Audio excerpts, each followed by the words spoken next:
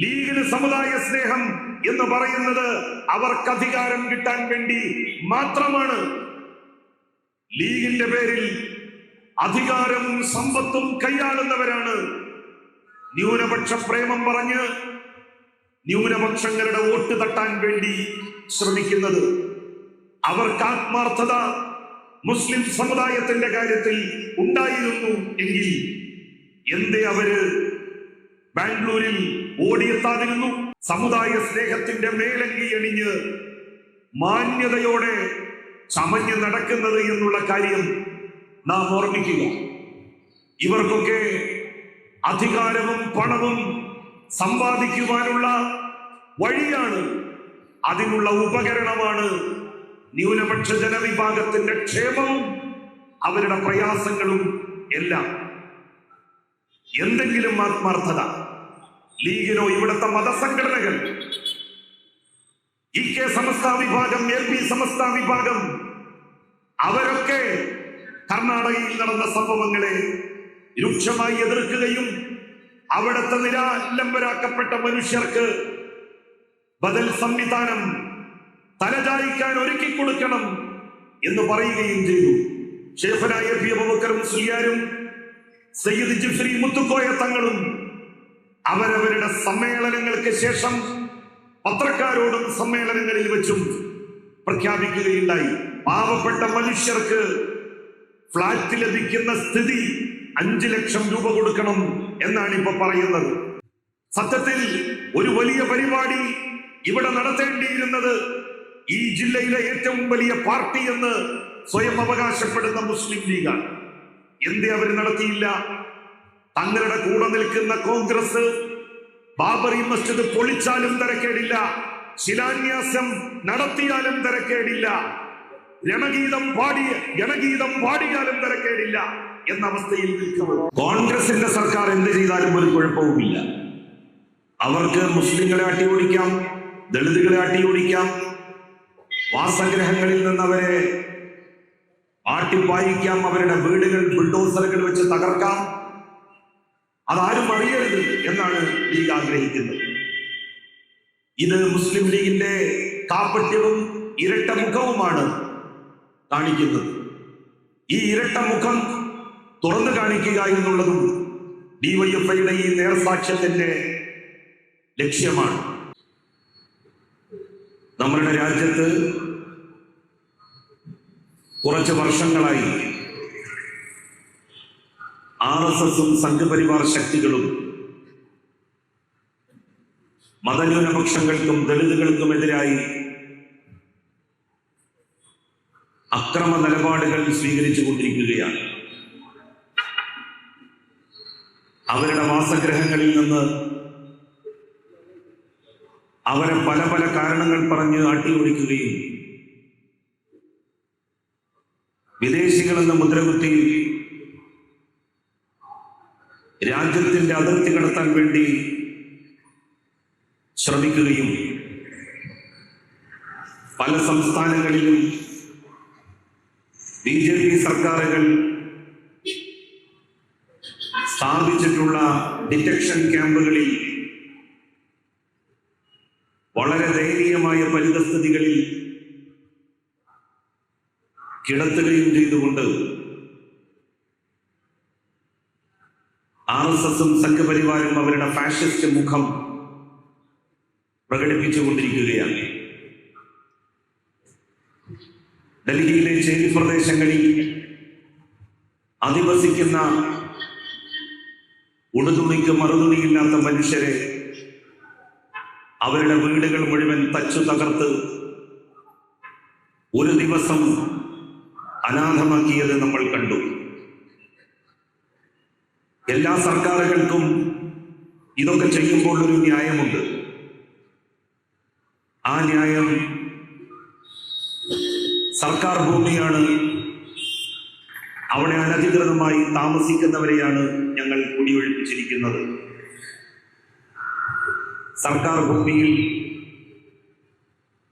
സാധാരണ വീടുകൾക്ക് സമാനമായിട്ടുള്ള ചെറിയ സൗകര്യങ്ങളോടെ വീടുകൾ പണിതാണ് ഈ ആളുകൾ താമസിച്ചു കൊണ്ടിരിക്കുന്നത്. അങ്ങനെ വീടുകൾ പണിയുമ്പോൾ അവരെ ആരും വിലക്കിയിട്ടില്ല. അവർക്ക് വീട്ടു നമ്പറുകൾ കൊടുക്കുന്നു. ആ വീടുകളിൽ വൈദ്യുതി കണക്ഷൻ സർക്കാർ നൽകുന്നു. ആ വീടുകൾക്ക് ആവശ്യമായിട്ടുള്ള ജലലഭ്യത, വാട്ടർ കണക്ഷൻ ഗവൺമെന്റ് നൽകുന്നു. അവർ താമസിക്കുന്ന അഡ്രസ്സിൽ അവർക്ക് ആധാർ കാർഡ് നൽകുന്നു, റേഷൻ കാർഡ് വിതരണം ചെയ്യുന്നു, വോട്ടർ ID കാർഡ് ഇഷ്യൂ ചെയ്യുന്നു. അതിനൊന്നും യാതൊരു തടസ്സവും അധികാരികൾക്ക് പതിറ്റാണ്ടുകൾക്ക് മുൻപ് ഉണ്ടായിട്ടില്ല. ഒരു സുപ്രഭാതത്തിൽ അവരെയൊക്കെ ആട്ടിപ്പായിക്കാൻ വേണ്ടിയിട്ട് BJP സർക്കാർ ശ്രമിക്കുന്നത് നമുക്ക് മനസ്സിലാക്കാം. പൗരത്വ നിയമ ഭേദഗതി കൊണ്ടുവരുമ്പോൾ അവരാലോചിക്കുന്നത് ആസാമിൽ നിന്ന്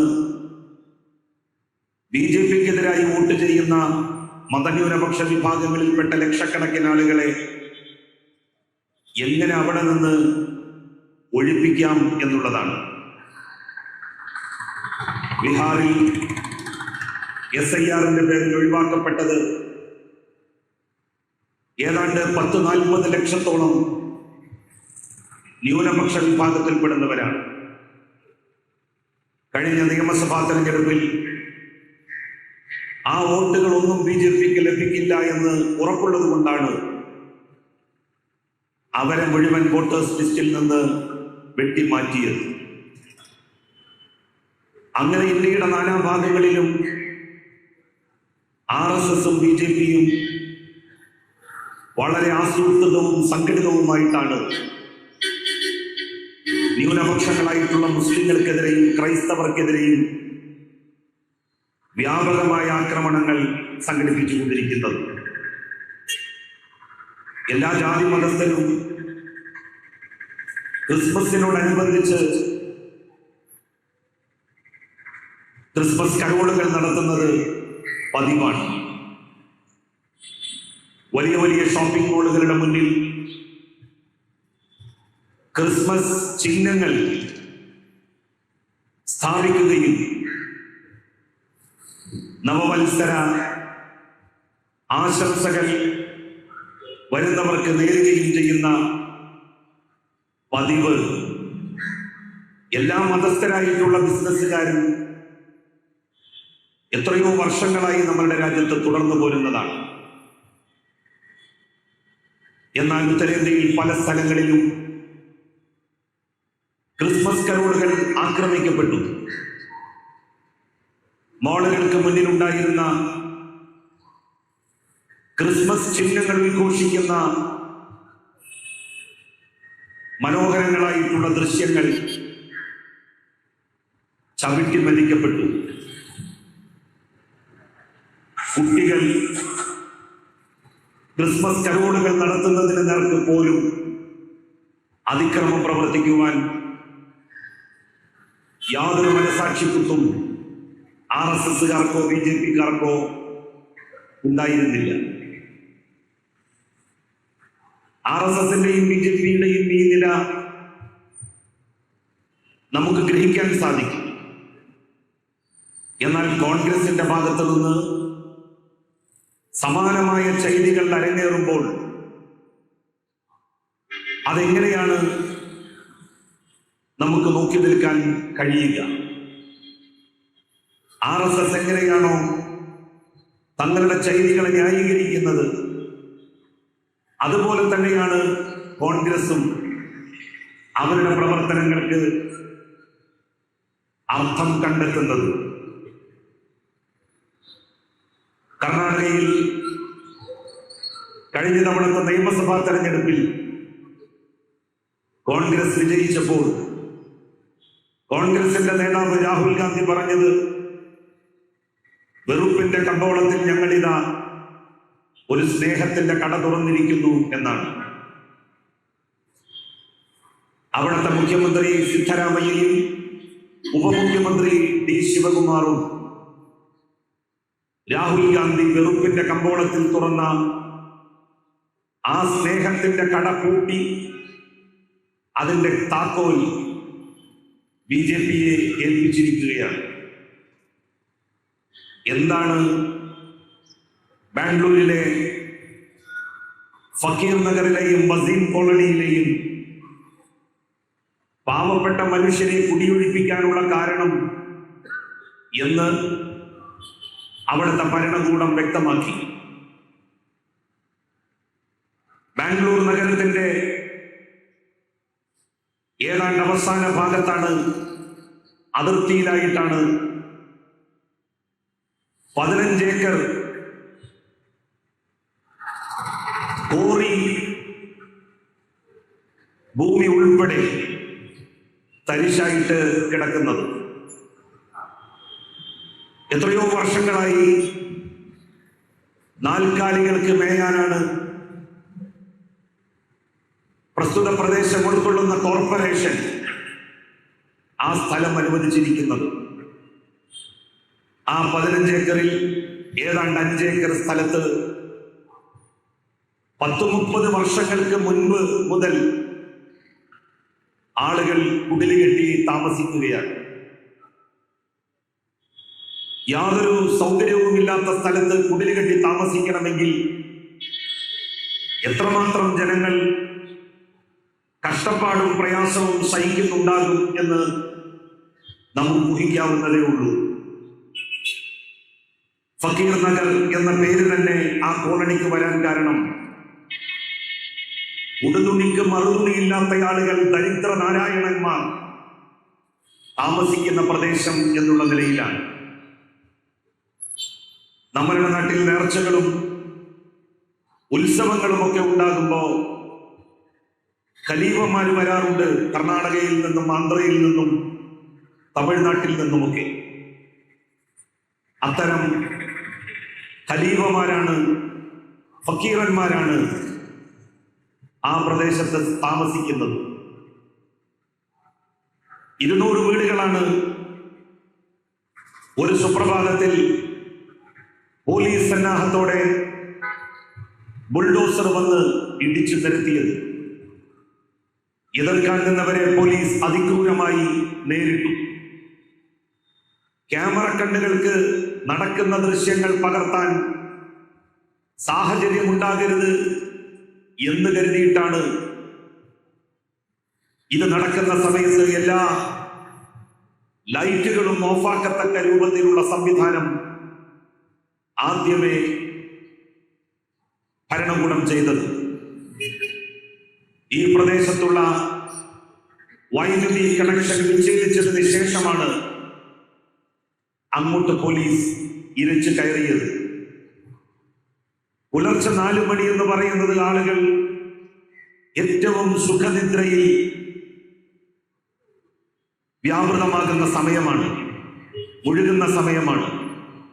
പ്രത്യേകിച്ച് ഈ ഡിസംബറിന്റെ തണുപ്പാൻ കാലത്ത് നിയമവിധേയമായിട്ടാണ് കർണാടകയിലെ സർക്കാർ ഈ അതിക്രമങ്ങൾ പ്രവർത്തിക്കുന്നതെങ്കിൽ എന്തുകൊണ്ട് ജനങ്ങൾ കണ്ണു തുറന്നിരിക്കുന്ന സമയത്ത്, ക്യാമറ കണ്ണുകൾ മിന്നിമറയുന്ന സമയത്ത് ഇത്തരം ഒരു ഒഴിപ്പിക്കലിന് ബന്ധപ്പെട്ട സർക്കാർ മുന്നോട്ട് വന്നില്ല? നിയമവിരുദ്ധമായി സ്ഥാപിച്ച വീടുകളാണ് തങ്ങൾ പൊളിച്ചു മാറ്റുന്നത് എന്നാണ് അധികാരികളുടെ ന്യായം. എവിടെയൊക്കെ സർക്കാർ ഭൂമികൾ വർഷങ്ങളായി ഒഴിഞ്ഞു കിടക്കുന്നുണ്ടോ അവിടെയൊക്കെ ആളുകൾ പല ഭാഗങ്ങളിൽ നിന്നും വന്ന് താമസിക്കുക പതിവാണ്. നമ്മളുടെ നാട്ടിൽ പുറമ്പോക്കിൽ താമസിക്കുന്ന ആയിരക്കണക്കിന് ആളുകൾക്ക് നമ്മൾ ഒഴിപ്പിക്കാൻ നോട്ടീസ് അല്ല നൽകിയത്. അവർക്ക് കേരള സർക്കാർ നൽകിയത് പട്ടയമാണ്. പട്ടയമേളകൾ സംഘടിപ്പിക്കാറില്ലേ നമ്മളുടെ നാട്ടിൽ? എന്താണ് ഈ പട്ടയമേള? യാതൊരു രേഖയുമില്ലാതെ അനധികൃതമായി റവന്യൂ വകുപ്പിന്റെ കീഴിലുള്ള ഭൂമികളിൽ വർഷങ്ങളായി താമസിക്കുന്ന ആളുകൾക്ക് അവര് തലചായ്ക്കുന്ന ഇടം അവകാശമായി പതിച്ചു കൊടുക്കുന്ന സംവിധാനത്തെയാണ് പട്ടയം കൊടുക്കുക എന്ന് പറയുന്നത്. പാവപ്പെട്ട ആളുകൾക്ക് പട്ടയം നൽകി നിയമസാധുതയില്ലാത്ത കയ്യേറ്റങ്ങളെ കേരളത്തിലെ ഇടതുപക്ഷ ജനാധിപത്യ മുന്നണിയുടെ സർക്കാർ നിയമപരമാക്കുമ്പോൾ 40 വർഷത്തോളമായി താമസിച്ചുകൊണ്ടിരിക്കുന്ന മനുഷ്യരെയാണ് അവരുടെ വാസസ്ഥലത്ത് നിന്ന് ഒഴിപ്പിക്കാൻ ബുൾഡോസറുകൾ വെച്ച് അവരുടെ വീടുകൾ മുഴുവൻ തകർത്ത് നിലംപരിശാക്കിയത് കർണാടകയിലെ കോൺഗ്രസിന്റെ സർക്കാർ. ആ കൂട്ടത്തിൽ പിഞ്ചുകുട്ടികളുണ്ട്, ഗർഭിണികളുണ്ട്, 2-3 ദിവസങ്ങൾക്ക് മുൻപ് പ്രസവിച്ച സ്ത്രീകളുണ്ട്. അവരെയെല്ലാം ഒന്ന് പ്രതിഷേധിക്കാൻ പോലും തോക്ക് ചൂണ്ടി നിൽക്കുന്ന പോലീസുകാരുടെ ആ തോക്കുകൾക്ക് മുന്നിൽ വെച്ച് അവർക്ക് സാധിക്കാതെ പോയത് നമുക്കറിവുണ്ട്. സിദ്ധാരാമയ്യയുടെ ഗവൺമെന്റ് ഇത് ചെയ്തതിനെതിരായി ആദ്യമായി ഒരു പ്രതികരണം നടത്തിയത് കേരളത്തിന്റെ മുഖ്യമന്ത്രി ശ്രീ പിണറായി വിജയനാണ്. കഴിഞ്ഞ 20-ാം തീയതിയാണ് രാവിലെ 4 മണിക്ക്, പുലർച്ചെ 4 മണിക്ക് പോലീസ് സന്നാഹത്തോടെ ബുൾഡോസറും സംഘവും ഈ 2 പ്രദേശത്തും എത്തുന്നത്. വസീം കോളനിയിലും ഫക്കീർ നഗറിലും. അവിടെ ഏതാണ്ട് പുഴുക്കളം പോലെ ജീവിക്കുന്ന മനുഷ്യർ, അവർ ചെറിയ ചെറിയ കൂട് കെട്ടി കിളികൾ താമസിക്കുന്നത് പോലെ താമസിച്ചു കൊണ്ടിരിക്കുന്ന വാസഗ്രഹങ്ങളാണ് ഇടിച്ച് നിരത്തി പൊളിച്ച് തകർത്ത് നിലംപരിശാക്കിയത്. എത്രയോ വർഷത്തെ അവരുടെ സമ്പാദ്യമാണ് അവിടെ നിമിഷ നേരം കൊണ്ട് തകർന്നടിഞ്ഞത്. എത്രയോ സ്വപ്നങ്ങളാണ് അവിടെ തകർന്നു കിടക്കുന്ന കല്ലുകൾക്കും ആസ്പെറ്റസ് ഷീറ്റുകൾക്കും അടിയിൽ കിടന്ന് നിലവിളിക്കുന്നത്.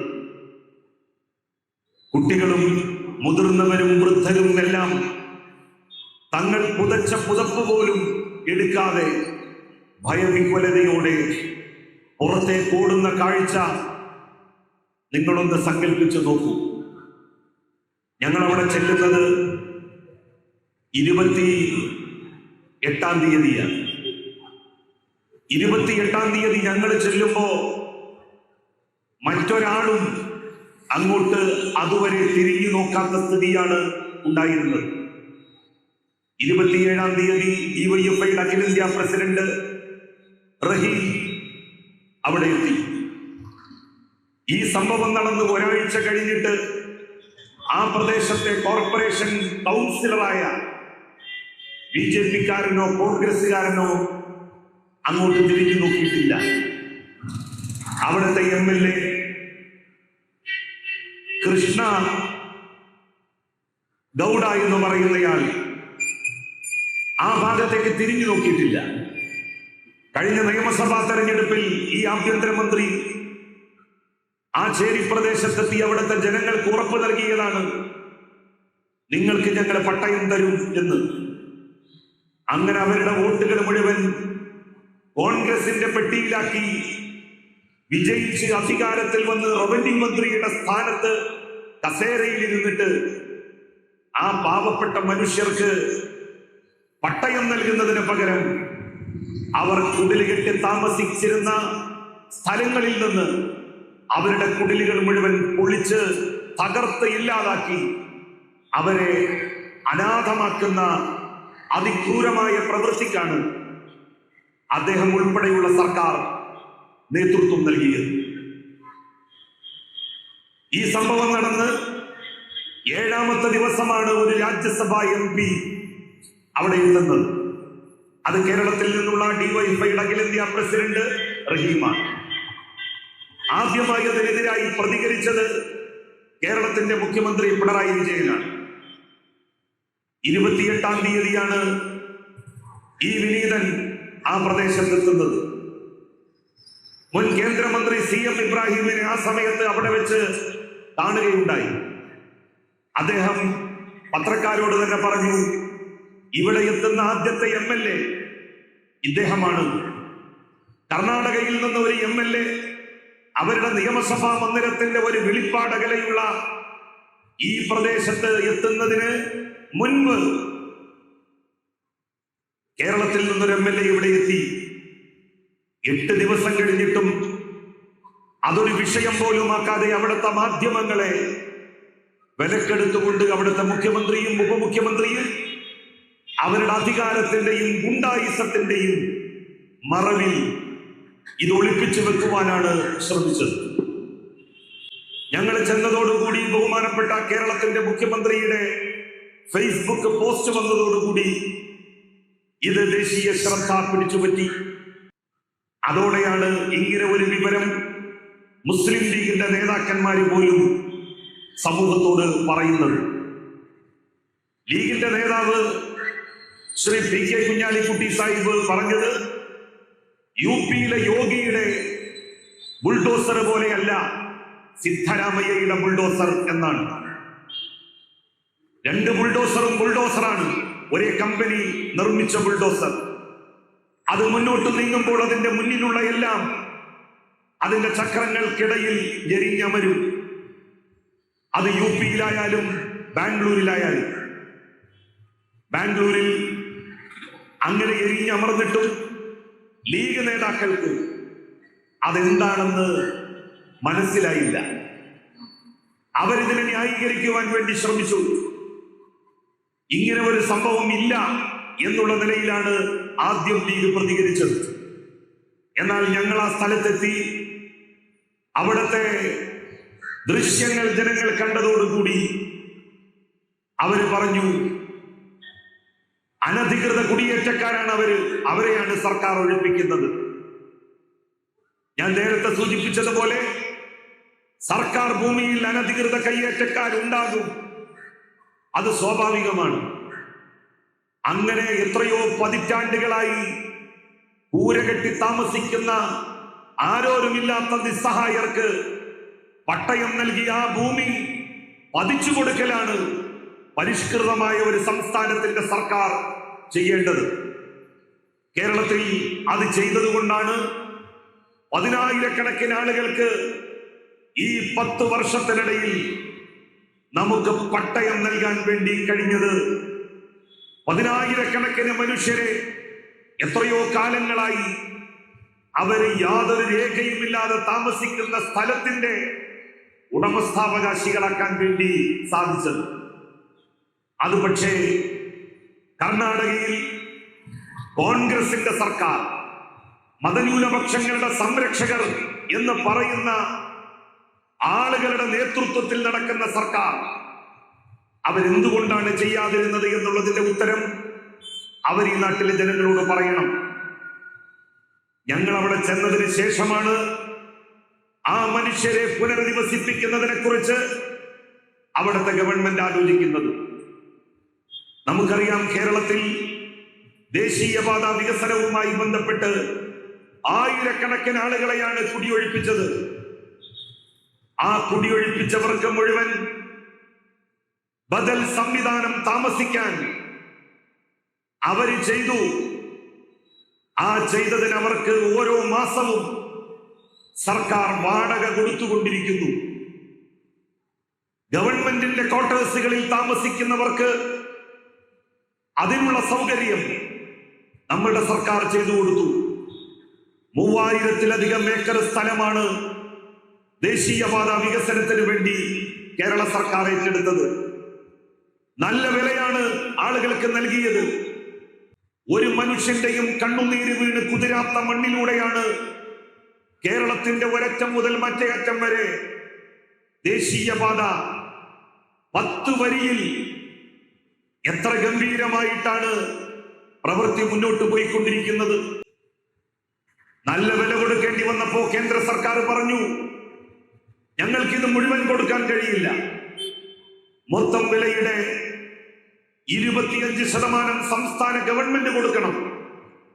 അങ്ങനെ 6000 കോടി രൂപ കൂടുതൽ വിലയിലേക്ക് സംസ്ഥാന സർക്കാർ നൽകി എല്ലാ മനുഷ്യർക്കും അവരുടെ ഒഴിഞ്ഞുകൊടുക്കുന്ന ഭൂസ്വത്തിന്, സ്ഥാപക ജംഗമ വസ്തുക്കൾക്ക് പണം നൽകിയതിനു ശേഷം അത് ഓരോരുത്തരുടെയും ബാങ്ക് അക്കൗണ്ടിൽ വന്നു എന്ന് ഉറപ്പുവരുത്തിയതിനു ശേഷമാണ് അവരെ എല്ലാവരെയും അവിടെ നിന്ന് കുടിയൊഴിപ്പിക്കുന്നത്. ഒരാളെയും സർക്കാരിന് ബലപ്രയോഗത്തിലൂടെ കുടിയൊഴിപ്പിക്കേണ്ടി വന്നില്ല. സ്വയം കുടിയൊഴിഞ്ഞു പോവുകയാണ് ഉണ്ടായത്. അത് കേരളത്തിൽ 3000 ഏക്കർ സ്ഥലം ഏറ്റെടുത്തപ്പോൾ നമ്മൾ സ്വീകരിച്ച നിലപാടും നടപടിയുമാണ്. എന്നാൽ അതേസമയം കർണാടകയിൽ 30-40 വർഷമായി എല്ലാവരും അവഗണിച്ച ഒരു പ്രദേശത്ത് ഊരകെട്ടി താമസിച്ചിരുന്ന ഫക്കീറന്മാർ, പാവപ്പെട്ട മുസ്ലിങ്ങൾ, ദളിതുകൾ, അവരെയൊക്കെ തന്നെ അവിടെ നിന്ന് ആട്ടിപ്പായിച്ചപ്പോ എന്തേ ഗവൺമെന്റ് അവർക്ക് കിടന്നുറങ്ങാൻ ഒരു ബദൽ സംവിധാനം ഒരുക്കി കൊടുത്തില്ല? ഇപ്പോൾ പറയുന്നത് ഞങ്ങൾ അവർക്ക് ഫ്ലാറ്റ് കൊടുക്കും എന്നാണ്. ഇതൊക്കെ നേരത്തെ ചെയ്യേണ്ടിയിരുന്നില്ലേ? ഞങ്ങൾ കേരളത്തിൽ ചെയ്തതുപോലെ കേരളത്തിലെ ദേശീയപാതയ്ക്ക് വേണ്ടി സ്ഥലം തന്നവരോട് കാണിച്ച നീതിയുടെ 1000-1 അംശമെങ്കിലും നീതി പാവപ്പെട്ട മനുഷ്യരോട് കാണിക്കാൻ നിങ്ങൾക്ക് എന്തുകൊണ്ടാണ് സാധ്യമാകാതെ പോയത്? എന്നിട്ട് അതിനെ ന്യായീകരിക്കാൻ നിർലജ്ജം മുസ്ലിം ലീഗ് മുന്നോട്ട് വരുന്നു. പാണക്കാട് തങ്ങളും കുഞ്ഞാലിക്കുട്ടി സാഹിബും എല്ലാം കർണാടകയിൽ നടന്ന കുടിയൊഴിപ്പിക്കലിനെ, ബുൾഡോസർ രാജിനെ ന്യായീകരിക്കുകയാണ് ചെയ്യുന്നത്. ഞങ്ങള് ബാംഗ്ലൂരിലെത്തിയിട്ടുണ്ട് എന്ന് വിവരമറിഞ്ഞപ്പോ കോഴിക്കോട്ടങ്ങാടിയിൽ തേരാപ്പാര നടക്കുന്ന ഒരു സംഘത്തെ ലീഗിന്റെ പ്രതിനിധി സംഘമാണ് എന്ന വ്യാജേന സിത്താരാമയ്യെ കാണാൻ വേണ്ടി ലീഗ് നേതൃത്വം അയച്ചു. ലീഗ് ഈ വിഷയത്തെ എത്രമാത്രം ചെറുതായിട്ടാണ് കാണുന്നത് എന്നുള്ളതിന്റെ ഏറ്റവും വലിയ ഉദാഹരണമായിരുന്നു അത്. ആ സംഘത്തിൽ ഒരു MLA പോയിട്ട് ഒരു പഞ്ചായത്ത് മെമ്പർ പോലും ഉണ്ടായിട്ടില്ല എന്നുള്ളത് നമ്മൾ ഓർക്കണം, മനസ്സിലാക്കണം. അങ്ങനെ ഒരു ഫാൻസ് അസോസിയേഷൻ സംഘത്തെ കോഴിക്കോട്ടങ്ങാടിയിൽ ഒരു പണിയുമില്ലാതെ തേരാപ്പാര നടക്കുന്ന ഒരു സംഘത്തെ ലീഗിന്റെ പ്രതിനിധി സംഘം എന്നും പറഞ്ഞ് സിത്താരാമയ്യയെ കാണാൻ ബാംഗ്ലൂരിലേക്ക് അയക്കുന്നത് ഈ മനുഷ്യരാട്ടിയോടിക്കപ്പെട്ട് 8 ദിവസത്തിന് ശേഷമാണ് എന്നുള്ള കാര്യം ആരും മറന്നു പോകരുത്. ഇതാണ് ഇവരുടെ സമുദായ സ്നേഹം.